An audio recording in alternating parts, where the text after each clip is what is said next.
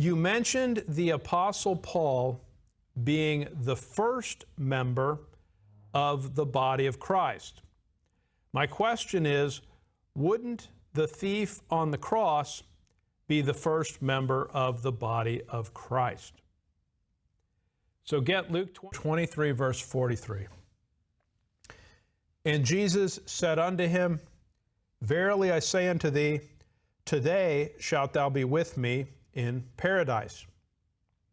Now, one of the things that's interesting about the thief on the cross is during that time the gospel of the kingdom was preached, and the gospel of the kingdom required water baptism. Mark 16:16 says, He that believeth and is baptized shall be saved. But the thief on the cross plainly was not water baptized. What that demonstrates is that even under the kingdom program, water baptism was a ceremonial act. It was an expression of faith, but it wasn't required, obviously, in the sense that the thief on the cross was justified without ever having been water baptized. Now, is the thief on the cross part of the body of Christ?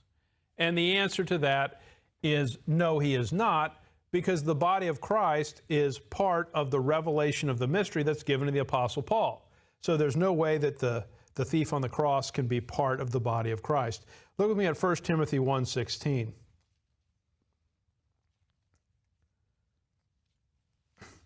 People, one of the common issues that people talk about in different theological discussions is, when did the body of Christ begin? And what I would suggest to you is 1 Timothy 1:16 tells you that answer. 1 Timothy 1:16, Howbeit for this cause I obtained mercy, that in me first Jesus Christ might show forth all long suffering, for a pattern to them which should hereafter believe on him to life everlasting.